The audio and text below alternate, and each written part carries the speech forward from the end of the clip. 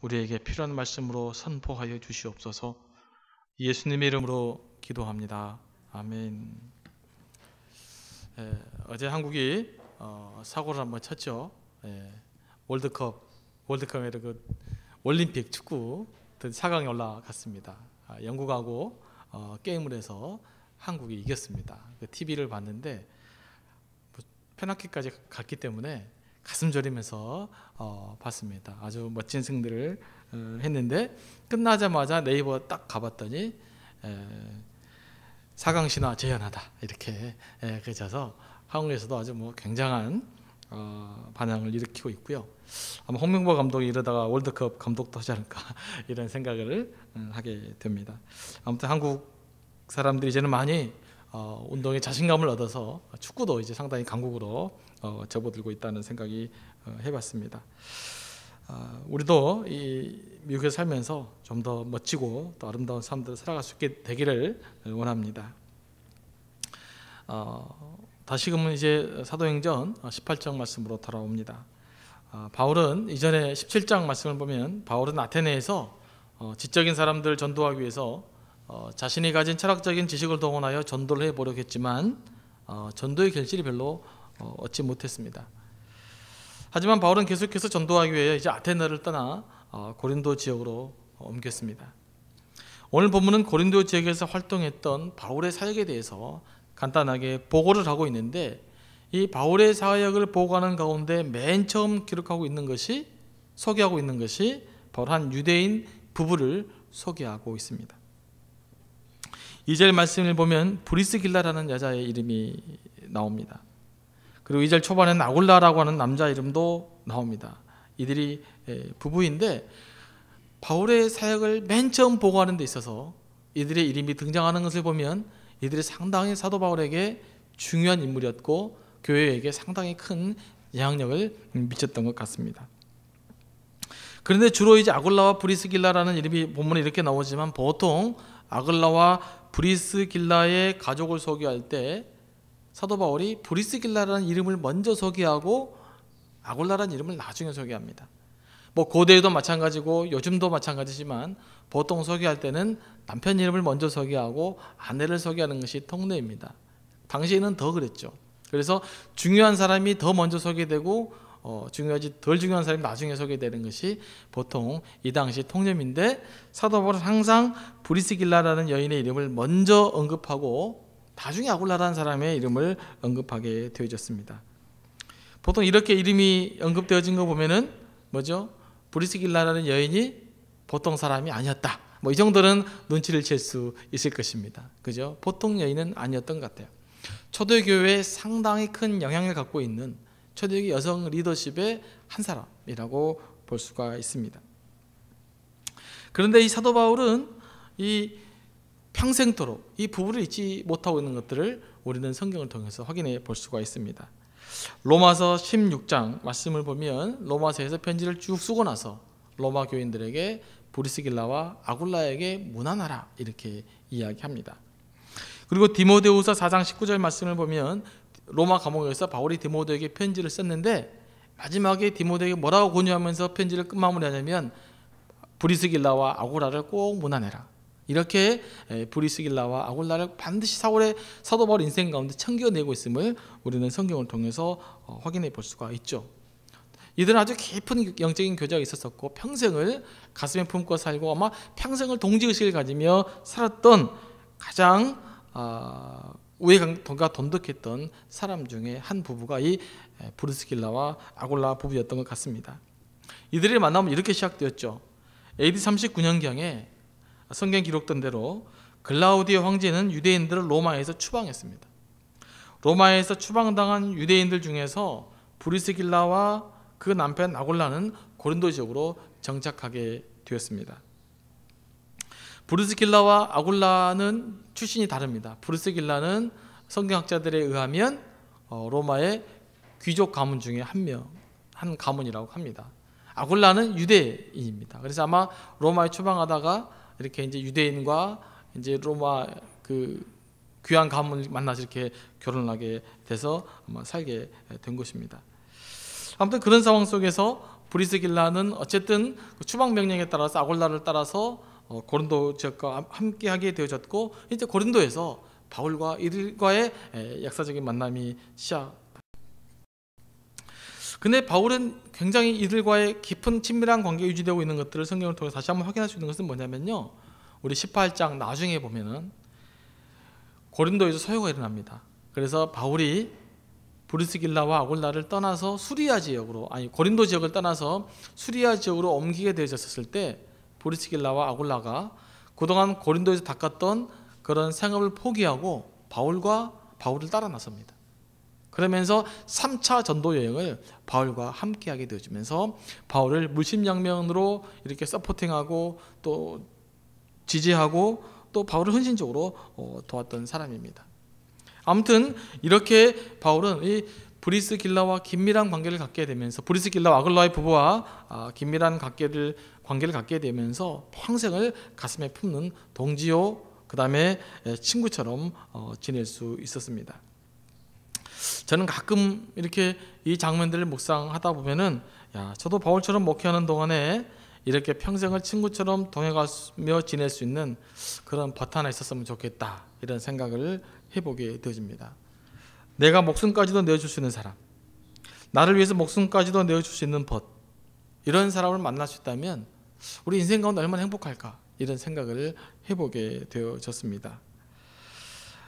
도종환의 벗 하나 있었으면 이라는 시가 있습니다. 이 친구에 대한 그리움이라고 볼 수 있는데, 시가 이렇습니다.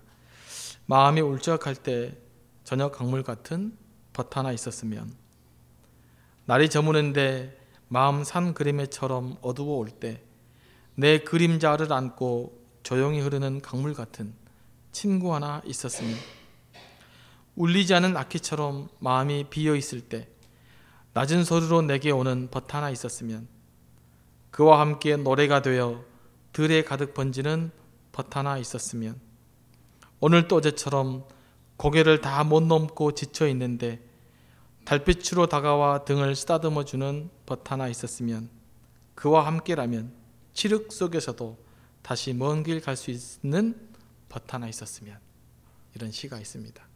참 이런 벗 하나 있었으면 좋겠죠. 인생살이에서 누군가 평생을 나와 함께 동역을 이루며 동지처럼 살아갈 수 있는 그 벗들이 있는 사람, 이런 사람들이 진정한 행복한 사람이라고 생각합니다. 그래서 사도 바울은 어려운 환경 속에서도 행복한 목회를 때로는 할 수 있었던 것이죠. 사실 저는 이렇게 이야기하면서 이런 벗 하나 있었으면 좋겠다, 이런 생각을 하는데, 제가 여러분들에게 이제 권유하고 싶은 말은, 사실 이런 친구들 찾기는 힘들죠. 여러분이 이런 벗이 되실 수 있다고 생각합니다. 이런 사람 찾으려면 찾기 힘들어요. 여러분이 그런 사람이 되어주면 돼요. 우리 교회 안에서 우리 각자가 다른 교우들 향해서 내가 이런 벗이 됐으면 좋겠다, 다른 사람들과 함께 그들의 아픔을 공유하고 그들의 삶을 나누면서 끝까지 그의 친구가 되어줄 수 있는 그런 여러분들이 될 수 있으면 우리 교회가 얼마나 행복한 교회가 될까, 이 교회가 얼마나 하나님 앞에 아름다운 교회가 될까, 이런 생각을 해보게 됩니다. 여러분들이 이런 벗이 되어 주십시오. 아멘을 안 하시네. 어렵죠. 저는 이 말씀을 묵상하면서 다시 한번 사람의 인생에 있어서 만남이 얼마나 중요한지 깨닫게 되어집니다. 우리의 만남 가운데 평생 좋은 사람으로 기억될 수 있는 만남이 있는 반면에 그렇지 않는 만남이 있습니다. 오늘 바울도 브리스길라와 아골라에 대해서는 평생 고마운 마음으로 가슴에 품고 살았지만, 이 후메네오, 성경에 가끔 나오는데 그런 사람은 아주 바울이 매우 싫어했습니다. 그래서 모든 사람들에게 경고했습니다. 그 사람을 조심해라. 오늘 우리는 누군가에게 평생 가슴에 품고 살아갈 수 있는 그런 존재가 될 수 있고, 누군가로부터 저 사람 조심해야 돼, 저 인간 잘못 사귀면 큰일 나, 이런 소리를 들을 수 있습니다. 여러분, 이왕이면 우리 교회에서 우리의 교우들의 관계가 바울과 브리스길라와 아골라 부부와 같은 그런 그 벗과 같은 그런 친구와 같은, 그렇게 평생을 가슴에 품고 살 수 있는 그런 교우 관계가 될 수 있게 되기를 원합니다. 바울에게 있어서 브리스길라와 아골라는 평생 고마운 사람이었잖아요. 평생을 가슴속에 간직하고 싶은 사람, 감옥에 있어서도 끝까지 그를 챙기고 그를 위해 기도하고 싶고 그를 품고 살았던 그런 관계를 맺을 수 있게 되기를 원합니다. 사실 저는 이 바울과 이 아굴라와 브리스길라의 부부가 대단하고 생각했던 것은 뭐냐면요, 이들은 사실 생계를 위해서 천막 짓는 일을 같이 했습니다. 같이 말하면 동업을 했습니다. 사실 여러분, 멀리 떨어져 있으면요 적당한 존경심이 유지됩니다. 관계가 안 틀어져요. 관계 틀어질 일 별로 없습니다. 언제 관계 틀어집니까? 가까이 있으면 관계가 틀어져요. 못 볼 것을 보니까 관계가 틀어져요. 몰랐다는 것을 알게 되니까 관계가 깨어지게 되는 것입니다. 근데 바울과 이 아굴라 브리스길라의 부부는 오랫동안 같은 일을 했음에도 불구하고, 같은 동업을 했음에도 불구하고 그들 평생 가슴에 품고 낼 수 있었다는 일이죠. 한국 사람들 동업 진짜 못하잖아요. 한국 사람만 못하는 것이 아니라 다 못해요. 동업하는 건 쉽지 않습니다. 같은 업종에서 같은 일을 하면서 서로 함께 밥솥을 나누면서 친해진다는 것, 굉장히 저는 어려운 일이라고 생각을 합니다. 그런데 그럼에도 불구하고 이들은 끈끈한 관계를 유지하고 있는 것들을 우리는 성경을 통해서 다시 한번 확인해 볼 수가 있는 것입니다. 이들은 왜 이런 관계를 유지할 수 있었을까? 저는 한번 생각해 봤습니다. 여러분, 우정의 관계는, 사랑의 관계는 절대로 일방적이지 않습니다. 이 땅에 사는 사람들에게 일방적인 사랑의 관계는 존재하지 않습니다. 여러분들이 일방적으로 사랑할 수 있는 분은 오직 하나님밖에 없습니다. 하나님 이외에는 어느 누구도 일방적으로 사랑하기가 불가능합니다. 만약에 저에게 여러분들이 목사님은 저를 일방적으로 사랑해 주십시오 라고 말한다면 그 말은 저에게 무슨 말과 같냐면요, 목사님 이 땅을 떠나십시오 라고 똑같은 말이에요. 모든 사랑의 관계는 주고받는 거예요. 관계는 상호 의존적입니다. 상호가 의존되어져 있어요. 그래서 진정한 관계를 유지하려면 이 주고받는 관계가 잘 형성되어야 되는 것이죠. 서로에게 존경을 주고, 서로에게 존경을 주고 존경을 받고, 사랑을 주고 사랑을 받고, 이런 관계가 잘 유지되어질 때에 우리가 성숙된 인간관계를 유지해낼 수 있는 것입니다. 부부관계도 마찬가지입니다. 아내에게 또 남편에게 일방적으로 나를 사랑해달라, 이 말은 벌써 모순입니다. 그분에게 너는 사람이 되지 말라, 이 말하고 똑같아요. 상대방의 사랑이 된다는 것은 일방적인 사랑이 아니라 사랑을 준 만큼 돌려주고, 나는 더 크게 돌려주면 더 받고, 이렇게 계속해서 주고받는 사랑의 관계가 되어질 때에 진정으로 풍성한 사랑 관계를 유지할 수 있는 것이 우리가 살아가는 삶에 있어서 사랑의 관계입니다. 여러분, 사랑을 받고 싶습니까? 사랑의 관계를 유지하고 싶습니까? 그러면 사랑해 보시기 바랍니다. 그러면 나누어 줘 보시기 바랍니다. 여러분의 관심을 한번 쏟아줘 보시기 바랍니다. 그러면 사랑의 관계가 다시금 회복될 것입니다. 우리의 문제는 뭐냐면요, 나는 가만히 있는데 상대방만 풀고 내게 와주기를 원하는 것이죠. 그러니까 관계가 불가능해지는 것입니다. 또 어떤 사람들은 아예 그냥 담 끊고 사는 거죠. 너는 너대로 살고 나는 나대로 살고, 무슨 우리 사이에 무슨 관계를 회복하고 살아. 또 이렇게 하면은 또 진정한 관계가 유지될 수 없는 것이죠. 서로 존경해주고, 서로 사랑해주고, 서로 섬겨줄 때에 진정한 사랑의 관계가 형성되어져 가는 것을 우리는 성경을 통해서 확인해 볼 수 있고, 우리 인간적인 관계를 통해서도 확인해 볼 수 있습니다. 저는 이 브리스길라와 아굴라의 부부와 바울이 계속해서 지속적으로 그들은 끊임없이 진실되게 그들을 서로 존경해 줬기 때문에 이들의 관계가 유지되어져 갔다고 믿습니다. 우리에게도 그런 관계를 유지하며 살아갈 수 있게 되기를 바랍니다. 여러분, 끝까지 존경해 주시고 끝까지 사랑해 주시고 서운해도 사랑해 주시고 서운해도 나눠 주시다 보면 하나님의 은혜가 우리 가운데 있을 줄로 믿고요. 그런 사랑의 관계가 우리 가운데 회복되어질 때에 서양 사람들이 우리 교회를 부러워하는 거예요. 그들이 교회를 찾게 되어지는 것이죠. 교회가 빛이 되어지는 거예요. 그 참된 빛의 역할을 우리가 온전히 감당해낼 수 있게 되기를 원합니다. 또 5절 말씀을 보면 실라와 디모데가 마게도냐에서 고린도를 방문했습니다. 그때 바울이 뭘 하고 있었습니까? 복음 전도하고 있었습니다. 바울의 생애는 오직 복음을 전하고 교회를 세우는 데 집중되어져 있었습니다. 그가 먼저 사도적 사명을 감당하기 위해서 사도 바울은 온전히 그 일을 하게 되어 있었죠. 그래서 바울과 디모데가 고린도 교회를 방문했는데 바울에게 받았던 첫 번째 인상이 뭐였어요? 바울은 복음을 전도하고 있었다라는 거였어요. 바울에게서 복음은 바울의 존재의 이유였습니다. 그래서 복음을 제대로 경험한 사람들은 사실 우리가 바울과 같은 삶을 살게 되어져 있습니다.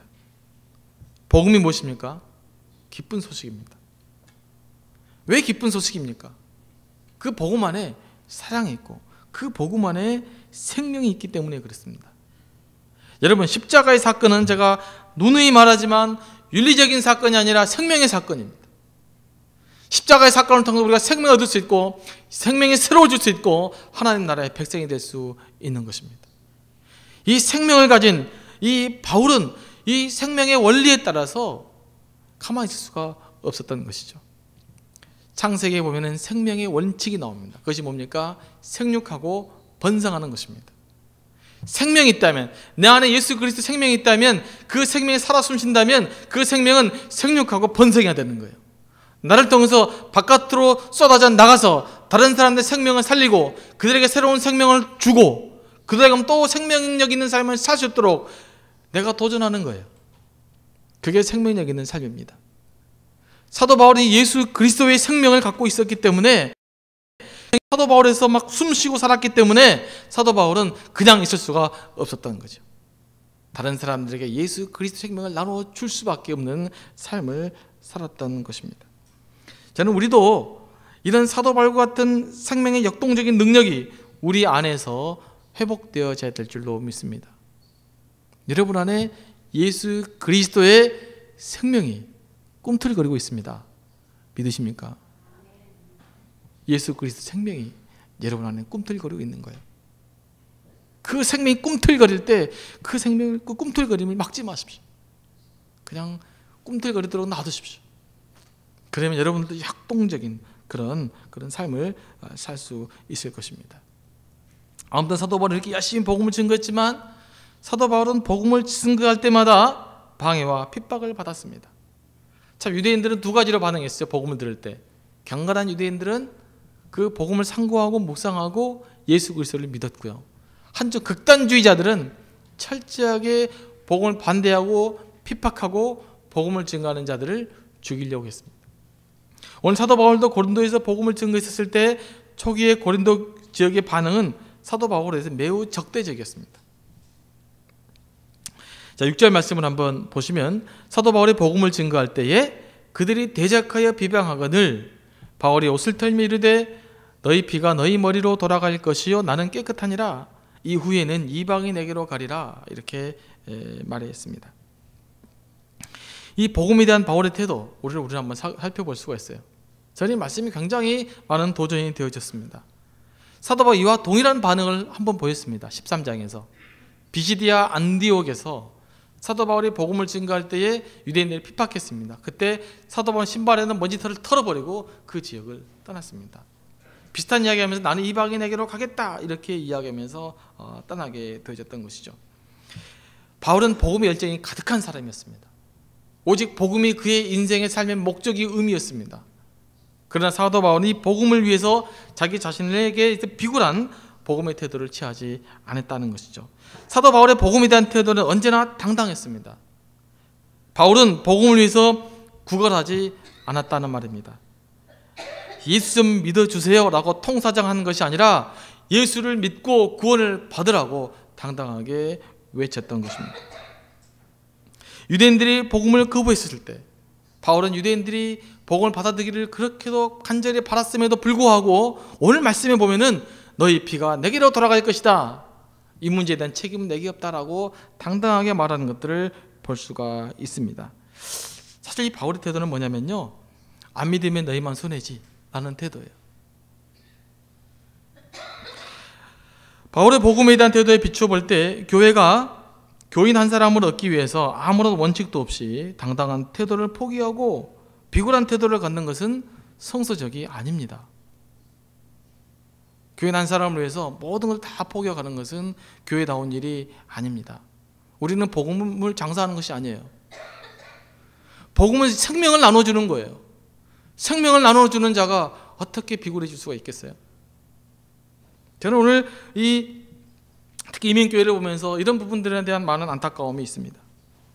왜 복음을 이렇게 값싸게 만들어버렸는지, 왜 복음을 이렇게 천박하게 만들어버렸는지, 언제부터 복음을 증거하는 사람이 이렇게 구걸하는 듯한 태도로 복음을 증거해야만 됐는지. 그렇지 않습니까? 여러분은 예수 그리스도의 생명을 가진 자예요. 여러분은 예수 그리스도의 생명을 누군가에게 나눠주는 자예요. 여러분 그리스도의 복음을 증거할 때 담대하시기 바랍니다. 당당하시기 바랍니다. 여러분 안타까웠게 여기면서 제발 예수 그리스도를 믿어야 당신이 살아요 라는 안타까움이 있어야 되지만, 그러나 제발 교회 좀 와보 주시면 안 될까요? 라고 하는 태도는 아니라는 것입니다. 여러분 교회가 교회다워야 돼요. 교회의 본질을 회복해야 돼요. 사도 바울이 우리에게 모범을 보여주고 있잖아요. 우리는 사도 바울을 따라서 여러분들도 복음을 나눌 때 좀 더 당당하게 나눌 수 있게 되기를 원합니다. 상대방을 진심으로 존중하고 섬겨주되 당당함을 잃지 않는 것, 이것이 진정한 우리 그리스도인의 자세입니다. 열심히 섬겨야 됩니다. 열심히 사랑해야 됩니다. 때로는 아주 낮아져야 됩니다. 그러나 우리가 예수 그리스도의 복음을 증거할 때만큼은 당당해져야 됩니다. 그 복음은 생명을 나눠주는 것이고 사람을 살리는 것이기 때문에 그런 것입니다. 가끔씩 한국 교회들이 요즘 너무 복음에 대해서 참 부끄러워하고 있는 것 같아요. 그래서 복음 선포가 직접적으로 선도하면 사람들에게 이렇게 좀 불쾌감을 준다 그래서 맨날 교회 이쁘게 만들고 뭐 행복한 교회, 사랑하는 교회, 섬기는 교회, 순전 이런 이야기만 하면서 실제로 복음을 제대로 나누지 못한 교회가 많이 있습니다. 이거는 우리가 영적으로 우리 스스로를 무기력하게 만드는 거예요. 여러분 한번 생각해 보시기 바랍니다. 누군가 여러분에게 값비싼 보물을 주고 있어요. 여러분이 만약에 다이아몬드를 누군가에게 준다고 생각해 보십시오. 그렇게 비굴하게 주겠어요? 받을래 말래? 안 받아? 하지 마. 이런 거 아니겠어요 사실. 근데 복음을 나눠줄 때는 왜 그렇게 연약해지는 거예요? 그보다 더 중요한 걸 주는데, 진짜 생명을 나눠주는데, 여러분 진짜 생명을 나눠주는 데 있어서는 좀 더 당당하게 나눠줄 수 있게 되길 원합니다. 아무튼 사도 바울이 이렇게 복음을 증거할 때 시내만 핍박이 있었지만 이러한 핍박 가운데서도 복음의 계시는 있었습니다. 바울이 유대인들의 강력한 반대와 핍박으로 인해서 회당을 떠나 디도 유스도의 집에 머물렀습니다. 이 디도 유스도는 성경에 보니까 하나님을 경외하는 사람이었습니다. 이 집은 회당 바로 옆에 있었기 때문에 바로 회당장 집도 바로 옆에 살았어요. 그래서 사도 바울이 이 디도 유스도 집에 머물면서 이 회당장이를 전도했습니다. 이 회당장 예수를 믿게 되어졌어요. 이를 계기로 해서 많은 사람들 또한 예수를 믿게 되어졌습니다. 왜냐하면 회당의 리더가 예수를 믿게 되면 그 영향력이 크잖아요. 아무래도 사회적으로 이 중요한 사람, 리더십을 발휘하는 사람들이 예수를 제대로 믿으면 영향력이 큰 법입니다. 그래서 사실 하나님의 사역을 효과적으로 감당하기 위해서는 사람이 중요합니다. 사람. 한 사람이 변화되어 세상이 변화되기 때문입니다. 물론 꼭 복음이 그런 원리에 따른 것은 아니지만, 그러나 또 사회적으로도 리더십을 발휘하고 있는 사람들이 예수를 믿으면 훨씬 더 그 영향력이 커질 수 있습니다. 그래서 보통 3세기 선교 전략은 대학을 들어갑니다. 대학을 들어가서 대학생들을 변화시키고 그들이 사회적인 지도층이 되는 것이죠. 의사가 되어주고 또 교수가 되어주고 또 그 밖에 다른 정치인들이 되어주고, 그래서 이분들이 영향력을 발휘하게 하려면 대학을 들어가서 그들을 변화시키는 거예요. 그것이 캠퍼스 전략이 하고 있는 가장 큰 원리입니다. 그러나 반면에 악영향도 매우 큽니다. 사회적인 지도층 인사가 한번 예수 믿고 엉뚱하게 살면 그 악한 영향은 훨씬 더 크게 우리에게 번지기 때문에 그렇습니다. 어쩌면 한국교회가 그런 형편에 있는 거예요. 사회적인 지도층에 해당되는 우리 그리스도인들이 좀 문제를 일으켰단 말이죠. 좀 더 도덕적이지 못했어요. 조금 더 도덕적으로, 조금 더 사회를 변화시키는 어떤 에너지를 발휘했었어야 되는데, 이게 지나치게 개인주의적이고 지나치게 이기적이고 하여튼 개인이 부를 축적하는 데는 굉장히 영향을 발휘했지만, 그러나 사회적으로 함께 더불어 살아가는데 약점을 보여왔던 것이 사실입니다. 그래서 오늘날 이 한국교회가 지금 위기를 겪고 있는 것입니다. 여러분이 어떤 영향력을 조금 더 가지고 있습니까? 그 여러분의 책임은 훨씬 더 큰 겁니다. 그걸 인식할 수 있게 되기를 원합니다. 내가 영향력이 클수록, 내가 사회적인 지도층에 해당될수록, 내가 조금 더 많이 부자일수록, 내가 좀 더 많은 사람을 만날수록 나의 책임이 훨씬 더 커진다는 사실이에요. 나 때문에 많은 사람들이 주님께로 돌아올 수도 있고 나 때문에 많은 사람들이 교회를 거부할 수도 있기 때문에 그렇습니다. 여러분, 더 큰 책임을 가질 수 있게 되기를 바랍니다. 그런데 하나님은요, 이렇게 큰 책임을 갖는 사람을 크게 사용하시더라고요. 야, 이게 다 나 책임이야, 나 때문이야 라고 생각하는 사람들을 하나님은 크게 사용하시더라고요.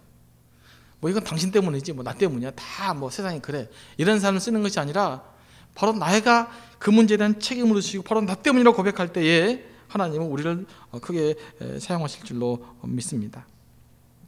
아무튼 사도 바울도 사람인지라 고린도 교회에서 강력한 이 복음의 핍박이 있었을 때 사도 바울이 그랬잖아요. 당당하게 복음을 털어버리고 고린도 지역을 떠나려고 했어요. 근데 하나님께서는 고린도 지역에 구원받을 사람을 많이 남겨놓으셨거든요. 그래서 하나님께서 비상하게 움직였습니다. 어떻게 움직였습니까? 사도 바울이 잠자고 있는데 꿈에 환상 중에 나타나셔서 말씀한 것입니다.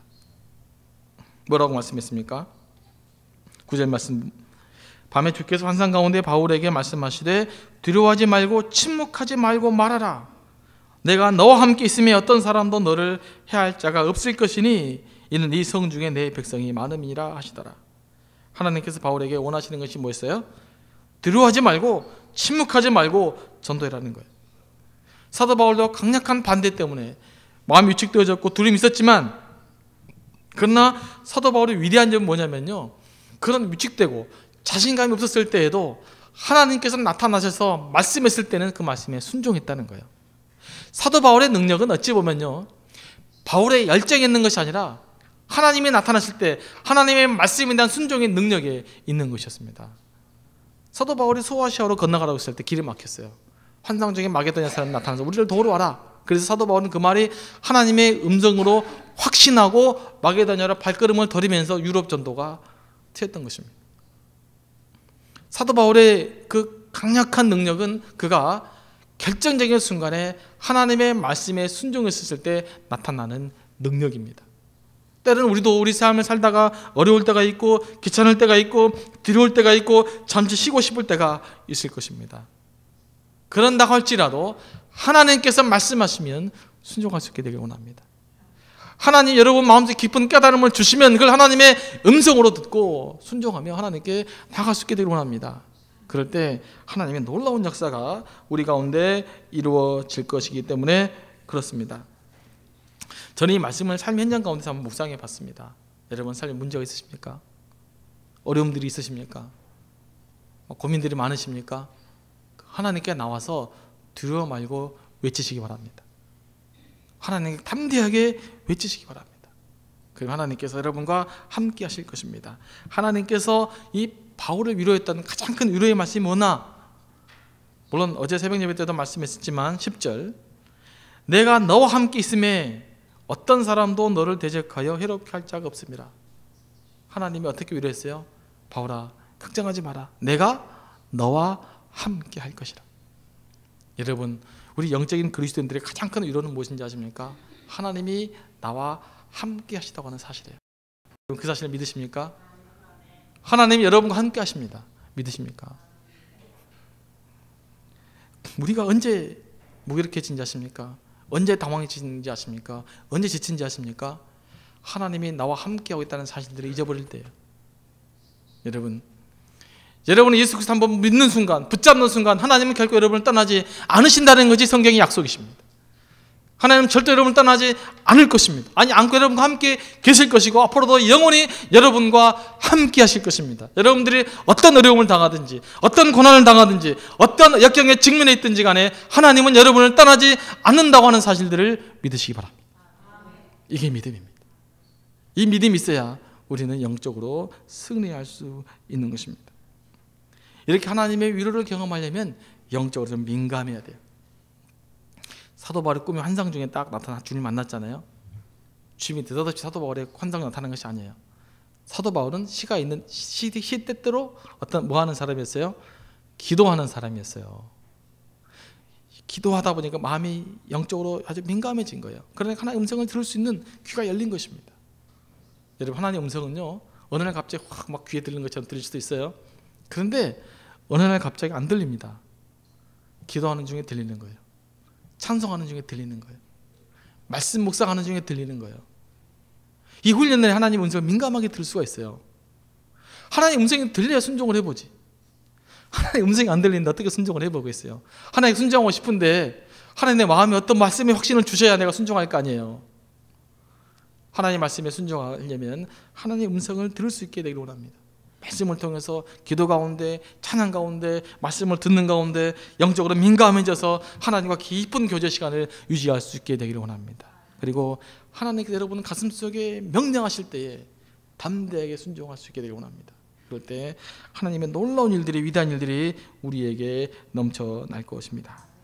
기도하겠습니다.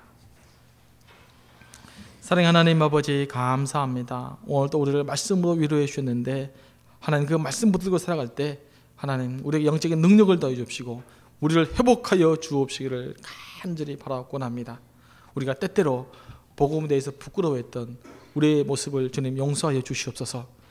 하나님 복음이 생명인데 그 생명을 누리는 자가 생명이 없는 것 자처럼 그렇게 부끄럽게 살아왔던 우리의 모습을 용서하여 주시옵소서. 다시금 복음의 능력으로 우리를 채워주옵시고 생명의 능력으로 우리를 채워주옵시고 그 능력 가지고 우리가 살아갈 때에 하나님의 위대한 역사가 우리 가운데 나타나시도록 역사하여 주시옵소서. 예수님의 이름으로 기도합니다. 아멘.